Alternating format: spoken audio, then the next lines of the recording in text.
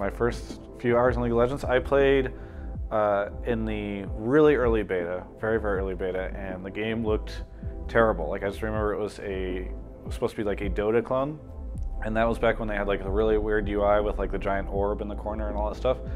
And I think also my settings were not right, so it probably looked even worse because like it was beta and like the settings were weird.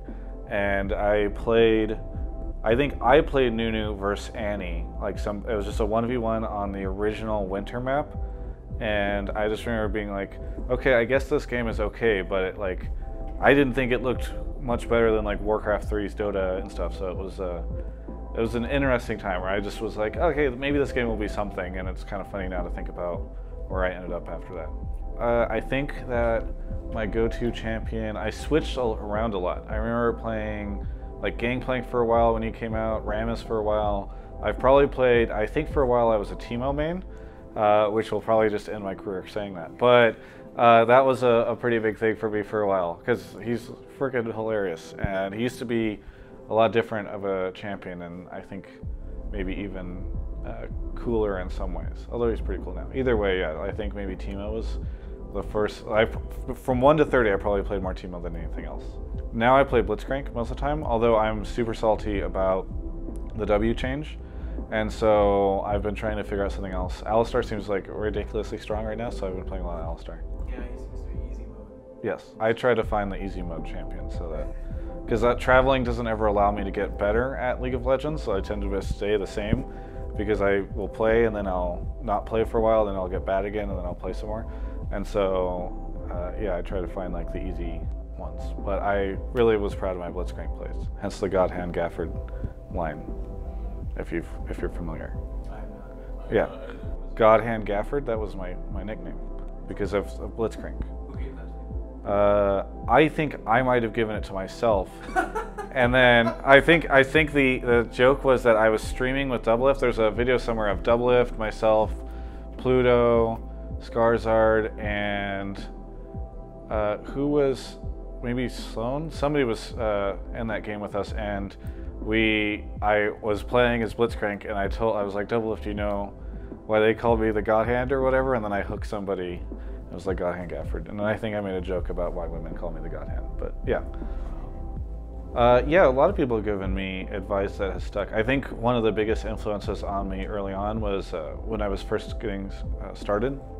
D9 and his business partner Eric reached out, and they gave me some help and some connections and that kind of thing, and that was really helpful. They just had this philosophy of they try to help people that they think can do good stuff in the industry, because they feel like eventually that kind of helps everyone out. And so that's something that I've tried to subscribe to. And then even just with like back whenever Slasher, Thorn, and everybody were at On Gamers, I learned a lot from those guys, and you know, sort of cherry-picked advice here or there. But I've definitely learned a lot from a lot of people in the industry, and I owe people a lot. So I don't know who my first interview was, because my first piece of content wasn't an interview. It was episode 00 of SOTL, and that was with just like a couple friends and Doublelift, and it was literally just like, I need to find it and post it back up somewhere. It was literally just like an open Skype chat, and I just streamed it, and that was a very interesting episode. My first interview was probably with Doublelift, like later on, like just practicing at the house or something like that. But yeah, that was sort of how it all started. It's really hard to pick like one memory that's really stuck with me from esports, like the most memorable thing that's happened to me.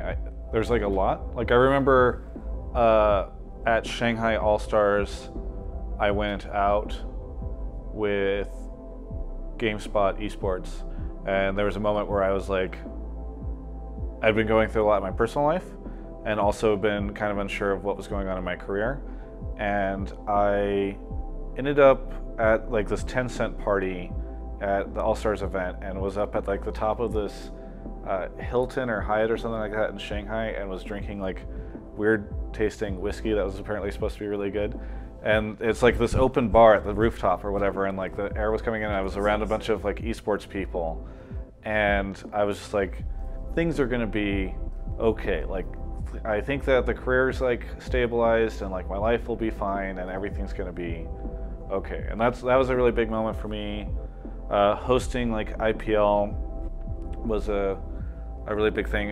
Whenever Reddit sent me to Korea the first time ever, that was the first time I traveled out of the country, and like the community funded me going to this event. That was pretty huge. And there's other memories that I can't really talk about on camera or on record, but whenever I retire, I'll write a book and people can learn all the crazy things that Doublelift and I have done. Whoa. What have I given up? My weekends. I've never missed a day of LCS. I'm pretty proud of that.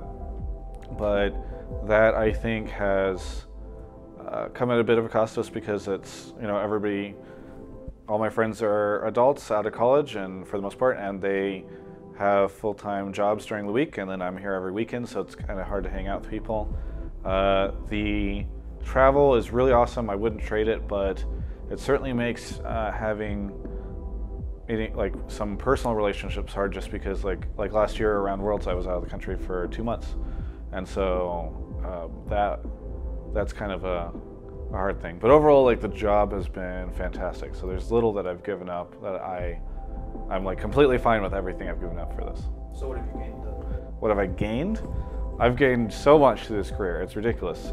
A ton of friends, like a ridiculous amount of friends. Maybe more than anything, I've gained like fantastic, interesting people, because I think that there are very few like normal people in esports. Everybody's kind of crazy and cool and interesting, and so very, very much value everybody that I've met. I think this is going to sound really corny, but I think I've gained like a place, and I've gained like a place for myself, in the sense that, like, I never knew where I was going to go or where I was going to end up when I was growing up, and I moved around a lot and that kind of thing, and had a lot of friends, and then I would move and lose some friends, and it's really cool to feel like I'm a part of something, and the industry's growing and all this cool stuff is happening, and a lot of people say like, oh, I really like your content, or I got into esports because I watched your interviews and that kind of thing, and so I feel like I've really like found a place for myself that I'm really excited about. And I think maybe more than anything, that's like a huge part of what I've gained from the career.